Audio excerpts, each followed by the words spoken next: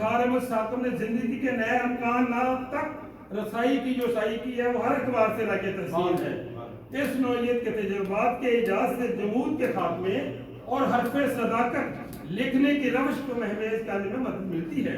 سماجی زندگی میں پائی جانے والی منافقت، تعصبات، تضادات اور ناانصافیوں کے خلاف رانا افتخار احمد نے کھل کر لکھا ہے۔ کہتے ہیں کہ آج کھل کر ہی بات ہوگی، آج کھل کر ہی بات ہوگی، بات ہوگی تو روبرو ہوگی۔ پھر لکھتے ہیں روبرو ہوگی، آج کھل کر ہی بات ہوگی۔ پھر لکھتے ہیں کہ ہر حقیقت ہر ایک پہ کھل جائے، روشنی ایسی کو بکو ہوگی۔ سوچ رہا ہوں اب جواں ہو کر، جانے کتنی وہ خوبرو ہوگی۔ مل ہی جائے گی تو وہ ساکت جو اگر دل میں جستجو ہوگی۔ یہاں بھی منزل کو آگے نکلنے کی طرف سبق دیا گیا ہے۔ حریت ضمیر سے جینے کی راہ اپنانے والے جبری بے باک اور مخلص تخلیق کا نیتے شاہ حرف سے فصیل جبر کو منہدم کرنے کی مقدور پر کوشش کی ہے۔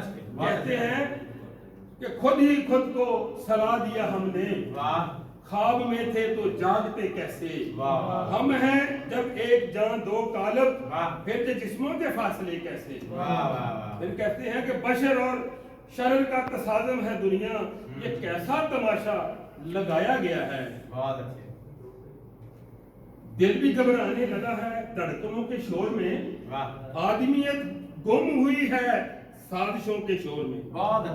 آدمیت گم ہوئی ہے سازشوں کے شور میں۔